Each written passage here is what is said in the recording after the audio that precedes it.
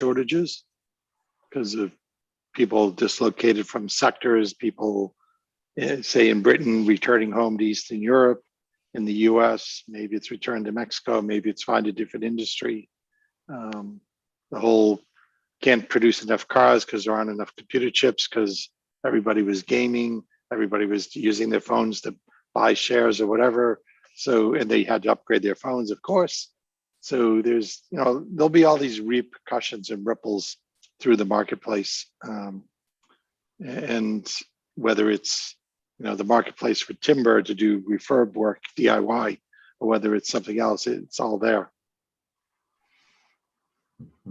Yeah, very much so. That's us ready to go. We now have our verbal voice from Zoom to tell us when things have been recorded, one of their wonderful updates. So listen, good morning, everyone. Welcome once again to our weekly broadcast.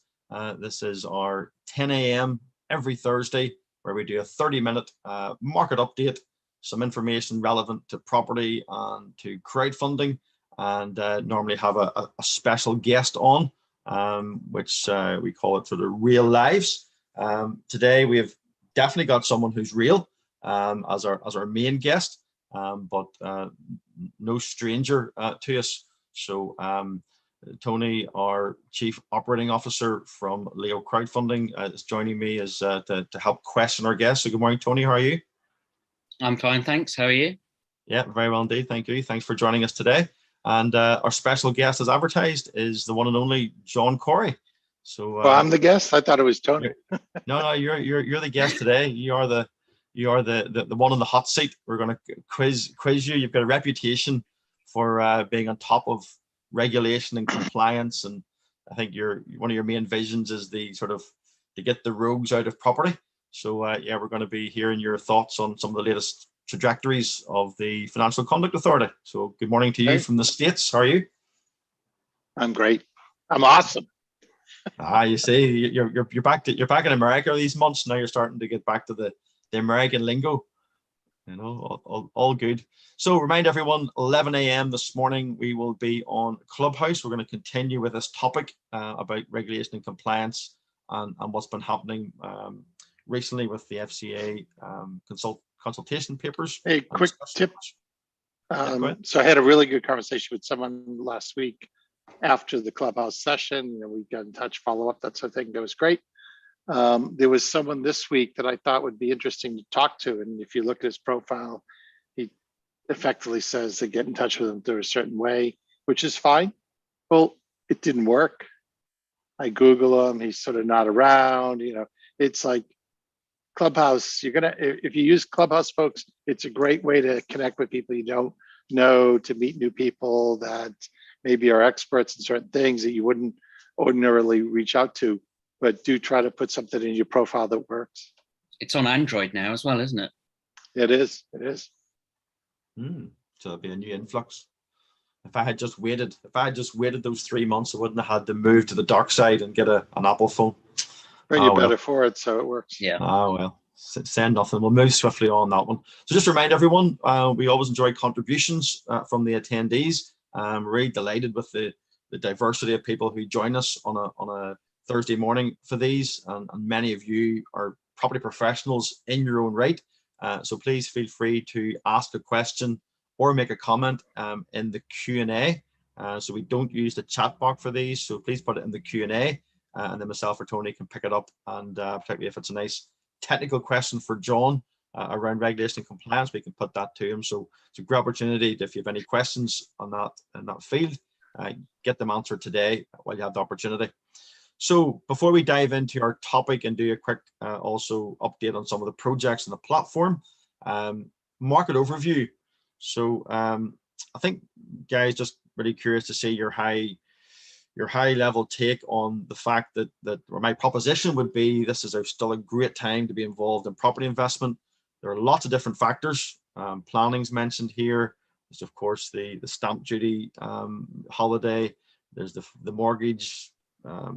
Sort of 5% deposit schemes, etc. The Bank of England, it's saying that there's absolutely no lack of housing supply. So listen, it's a good time to be involved in property. Do you agree or disagree? Both from my perspective, actually,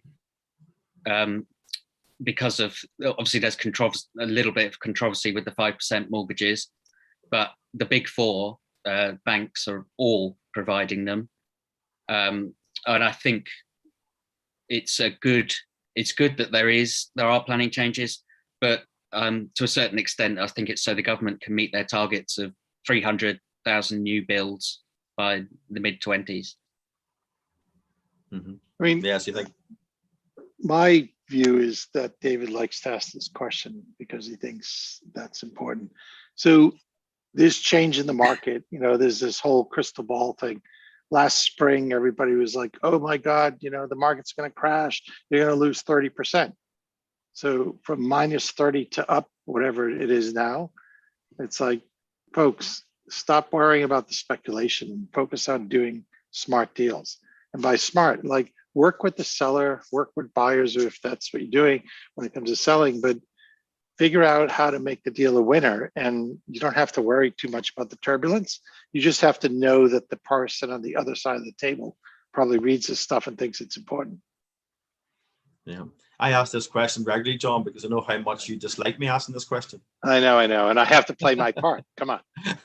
Yeah. I might even get the crystal ball back out again next week and make you gaze into it. But in many ways, it's the fact that you can never predict the future. All these factors are factors, but of course you never know the impact, how it's going to go forward. So it's almost like the more you talk about the different factors currently, low interest rates, the planning situation, the stamp duty, the mortgages, these are all factors that are certainly impacting the current state of the market, but it could change overnight.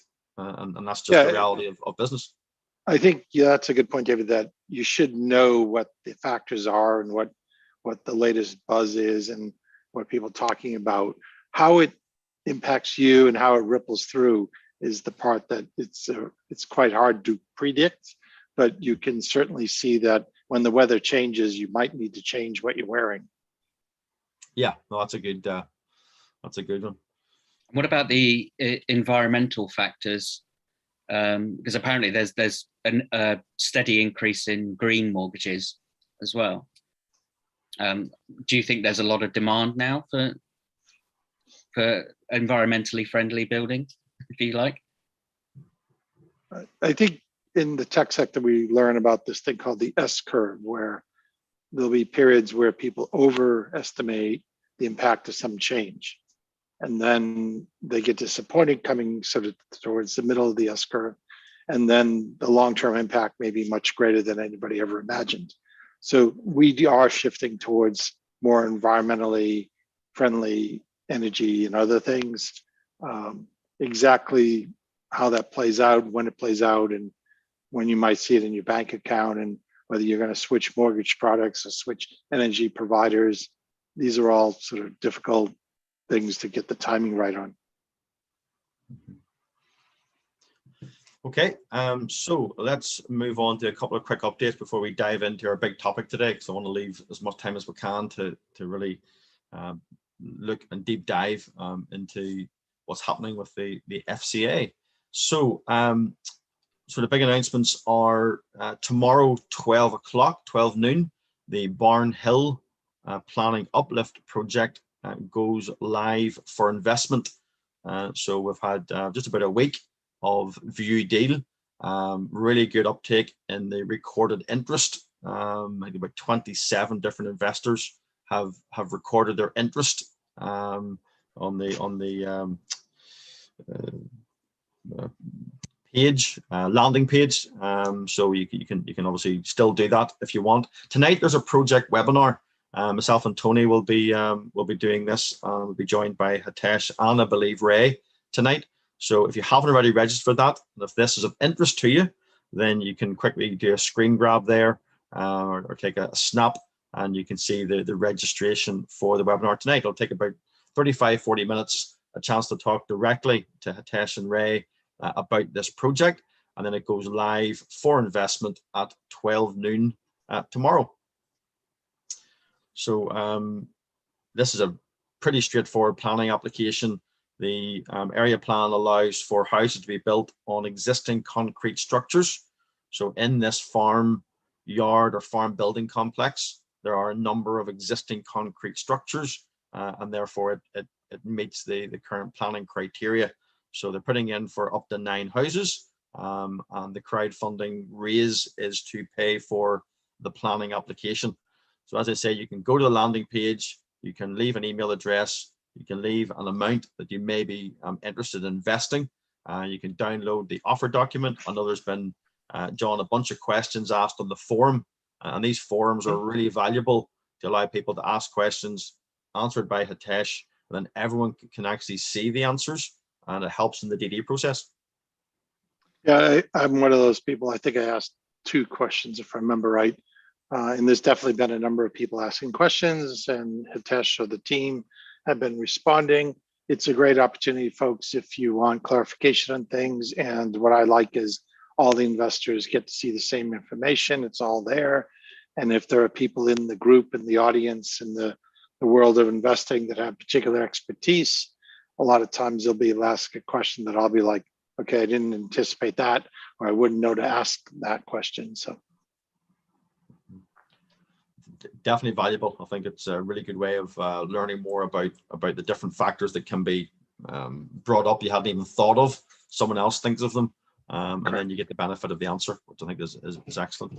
So for those that have already invested in a previous project by Hitesh and Ray, Creation Tech team, this is just the latest site visit. I think Hitesh goes every Tuesday, I think it is, and does a site visit.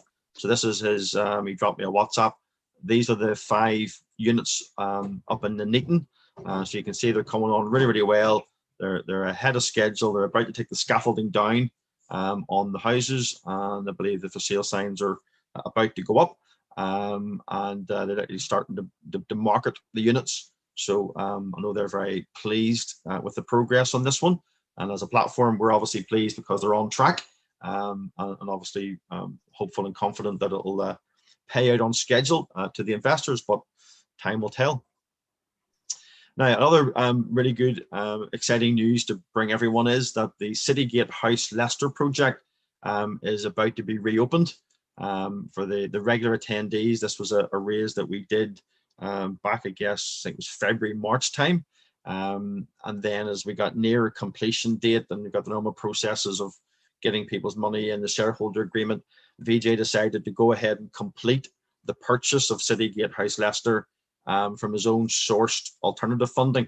So he effectively got some lending for the 600K, went ahead and completed the project. So the project now sits within the SPV. So there's a degree of risk mitigation for the investors. And we have communicated with the investors directly. We're going to do a private closed webinar next week. So if you're one of the current investors or have pledged or one of those 21 people, you'll be invited to a private webinar next week with VJ to explain the circumstances of the last couple of months, where the project is now, and then we'll open it live for investment again in due course. So you can keep an eye out for that, but I'm certainly excited to get this one back on track again. So let's get straight in then to our topic for today. For those of you who are aware, the FCA, Financial Conduct Authority, has issued some consultation papers, well, a consultation paper and a discussion paper. We'll get into that in a minute. But John, I think maybe a good place to start is what areas do the Financial Conduct Authority get involved in and what areas do they not get involved in? Because I think a lot of people are unsure as to what, when we talk about regulation and compliance, what we're referring to. So do you want to just sort of briefly cover the 3 areas that are impacted by regulation? Okay. So the FCA doesn't regulate assets, asset classes generally, a few exceptions, but essentially if you're in the property space, if you're in the real estate industry, the FCA doesn't regulate it. But what it does regulate is when you're raising money for your deals or offering an investment opportunity where people are passive investors in your deal. If I'm an agent selling a property, I say it's a great deal. The FCA doesn't have anything to do with that. That is regulated under the Estate Agency Act, but again, nothing to do with the FCA. But if I say I found a great deal and I'm trying to raise some money, would you like to joint venture with me or something? That gets back into what the FCA does regulate. So the three on the screen, for those that are just listening, I'll read them out. There's promotion, which is when you're trying to induce or entice people to invest in your opportunity. So depending on the definition, depending on what you say, the definition is slightly malleable. So it's a case-by-case basis. But if you're doing anything that causes someone to want to invest in your deal, if you're saying it's a great deal, a really heavy BMV discount, super great returns, better than the bank, and all these other things, those are all ways to sort of jazz up what you're saying so that you can get people interested. That's promotion. Advising is when someone says to you, hey, I've got a bunch of money, what would you do with it? You're now giving people financial advice on what they should do with their money. Unless you're an FCA authorized advisor, and you would know if you are, I would just walk away from those questions. The simple answer is, thanks for asking, but I'm not you, so I can't provide any advice. You'd have to speak to someone who's authorized to give advice.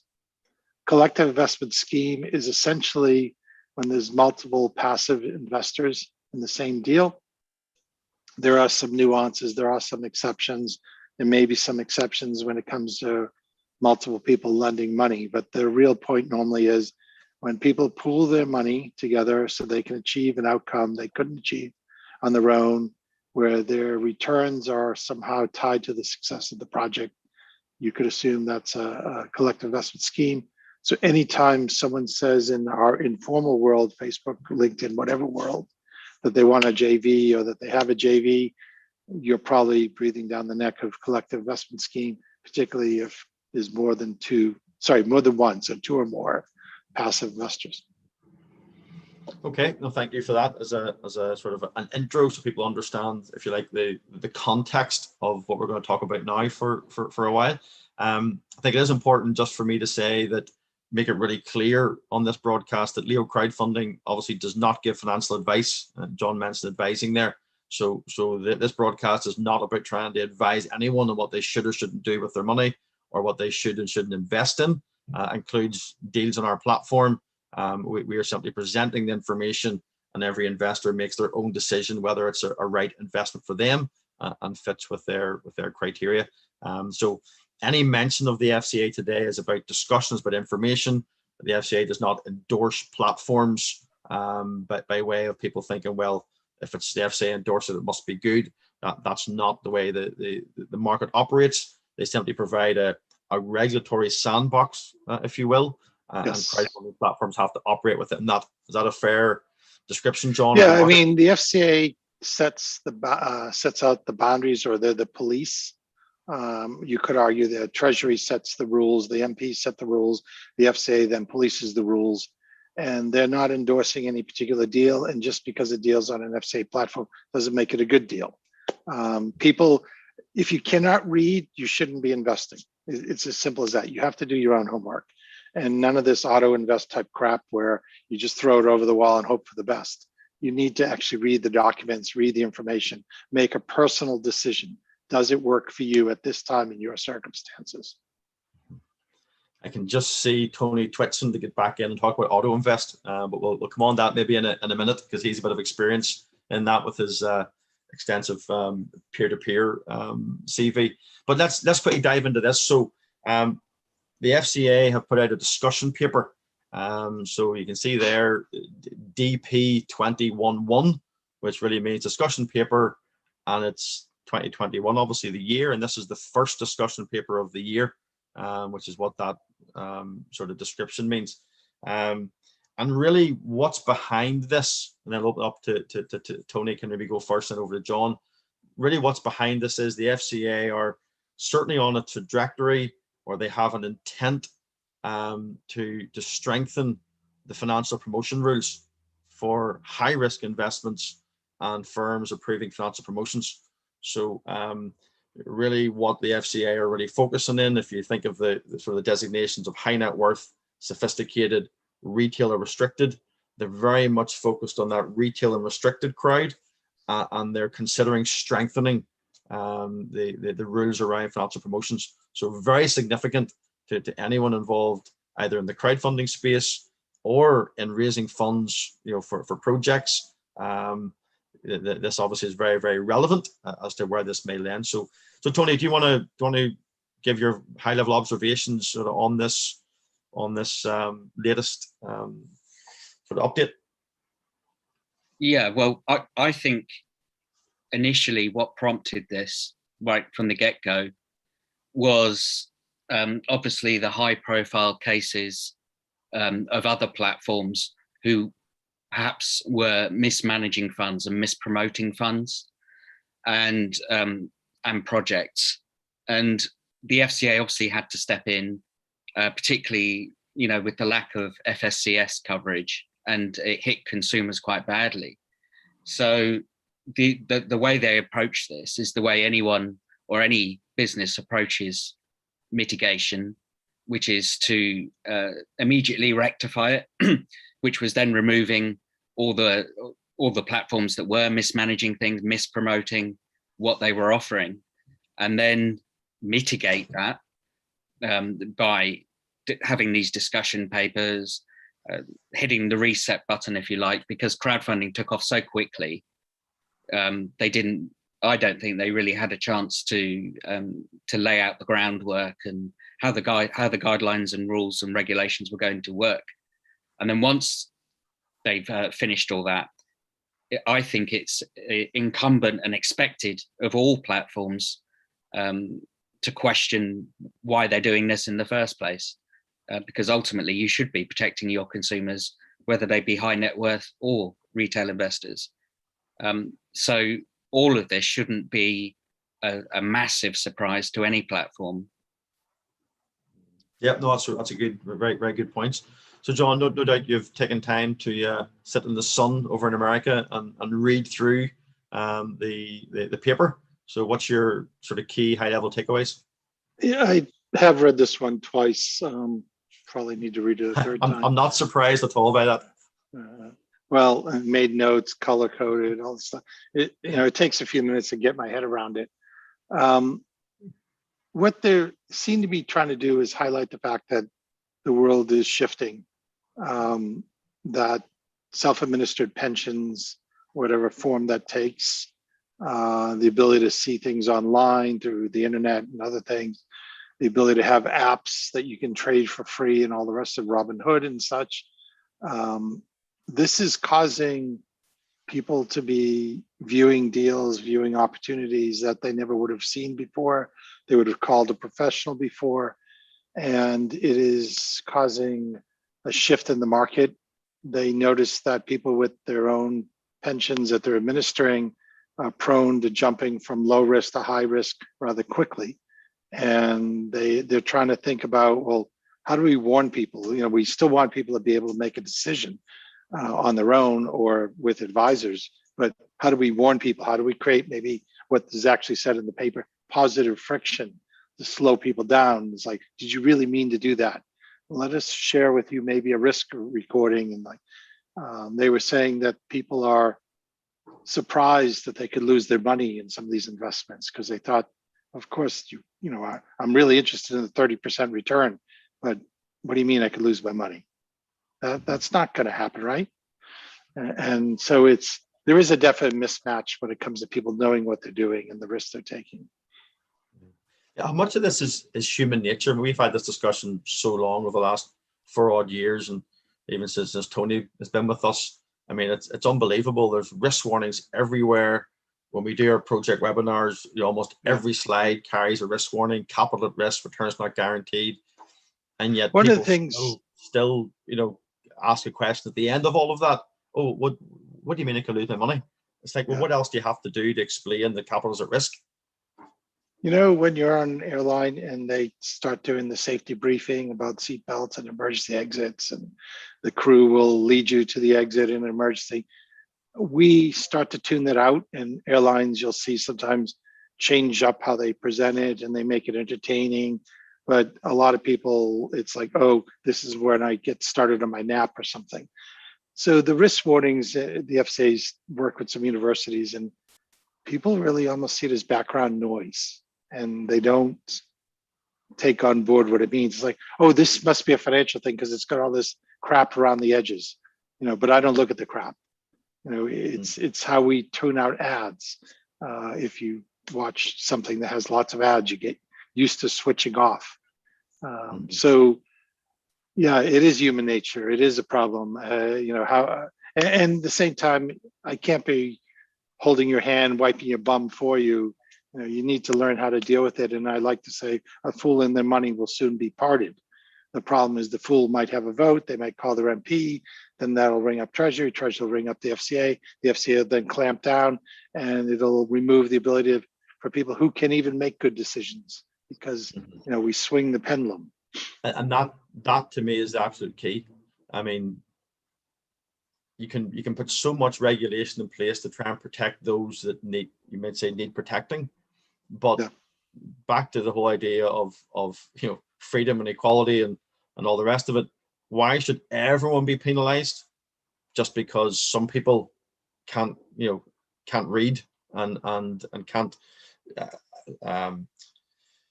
can't really decide for themselves risk? So the idea that that's just not market to any retail investors because some can't be trusted, that then disenfranchises those who could invest in deals that are now normally only for high net worths, and that can't be fair. There's no way that can be fair. Should fat people who smoke and drink a lot be allowed to get NHS treatments? If people in Bolton don't want to get a COVID shot, do we treat them? Do we lock down the whole community? Do we somehow single them out and ostracize them? I mean, society has a long history of issues with what's good for the group isn't good for the individual. And needs to be a balance. And libertarianism is sort of, you should be able to do what you want to do as long as it doesn't affect others. And then the question is when you're on that boundary. And the FCA is a regulator. It is tasked with its job by the Treasury. The Treasury is unelected. They're told what to do by the MPs. And when people lost their money and some of these things Tony mentioned, they complained to their MPs. And then the MPs said, oh my God, how could this happen? And MPs are elected officials. They want votes. So there's an element of we swing the pendulum and now we're going to protect everybody from themselves. Hey, I do want to encourage people, if you have a question, put it in the Q&A. We'll get to them in the Q&A. We don't use the chat during this session. I think to a certain extent as well, we have to look internally at industry behavior from other platforms who haven't been engaging with their audience. Some of the really high profile platforms just offer no form of customer engagement at all, which kind of breeds that mentality amongst investors not to contact, not to question things. It's why auto invest is quite popular in some areas.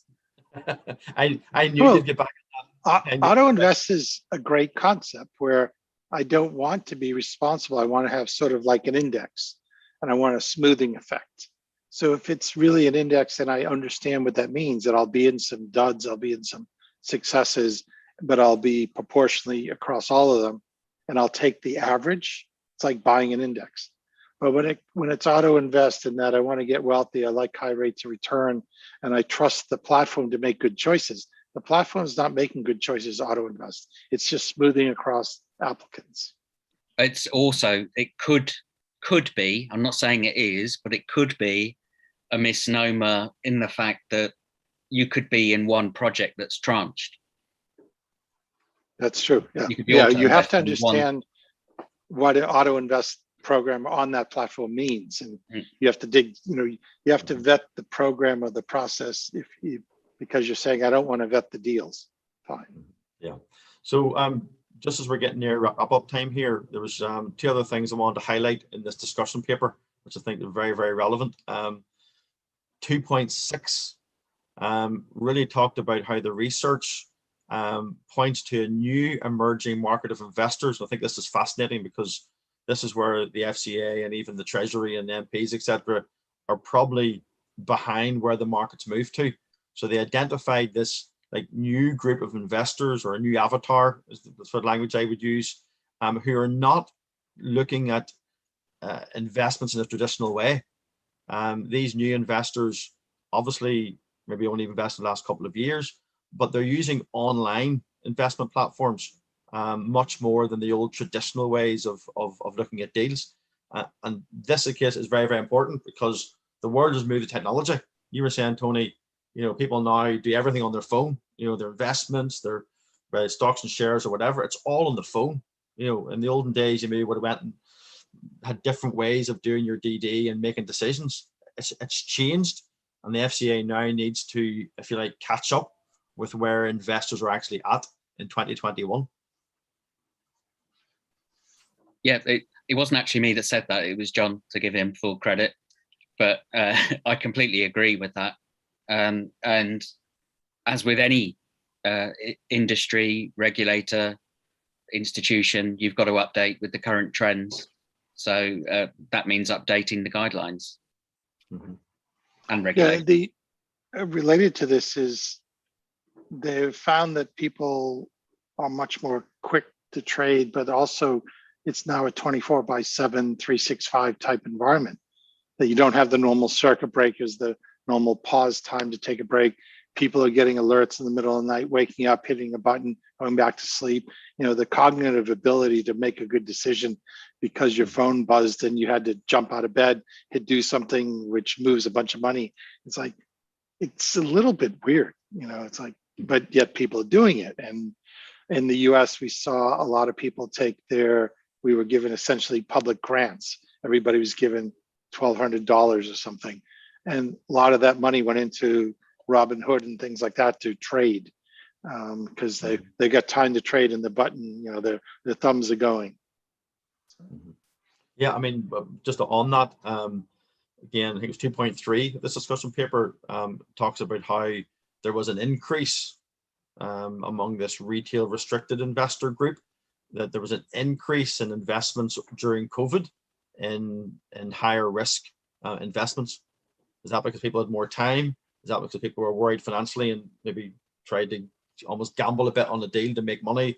I don't know, but certainly there was a clear indicator that during COVID, there was an increase in investment in higher risk investments, which again is interesting. So yeah, certainly would encourage everybody to if you're involved in property at all, if you're involved in raising funds, if you're an investor, then you should definitely get a hold of this discussion paper and have a good look at it. It goes into the sort of the COBS breakdown and different classifications of investments and all the rest of it. So it's well worth getting a look at it. Now, there also was a consultation paper, and this is really just around trying to improve the standard of service that goes to customers. I don't know if John or Tony want to mention this briefly before we close. Well, I saw it just came out, I think you said, David, about a week ago. And so the other one's a discussion paper. We're just having a discussion. There's no immediate impact. Consultation normally is, we are thinking of making specific changes in specific areas. We want to consult before we do. It's sort of like a planning application consultation type exercise. They will lay out in the consultation paper what they're trying to do, how they're going to do it, maybe the background issues, and have specific questions that they'd like anyone who wants to respond to. They will then close it, and then they will publish, in most cases, the upcoming rules that come off the back of this. So if you want to see what they're trying to change, this is CPs are what you want to look for, consultation papers. Yeah, it sort of aligns what Tony mentioned earlier about the industry themselves getting better at looking after their clients, taking more responsibility. I know, Tony, from your point of view, you've worked obviously with a number of peer-to-peer platforms involved in setting up easy money, and that's something that on the peer-to-peer side, you were involved in terms of customer care. It's always been a key concern of mine and passion, if you like, to engage with investors. And I was really dismayed when it all started and platforms were setting up just thinking, well, we don't have to engage with the customers at all because it's all online. There's no need to engage with them. But I think it's crucial, and I think you've got to ensure that even after sales service, you have that in place, and that you're talking to your investors. You're making sure that it's a suitable product for them. It's appropriate. Very much so. There's a question come in there, reference to links. Yes, so we'll send an email. I'll get one of the staff to send an email out to everyone on this webinar, and we'll give you the actual links to these various papers.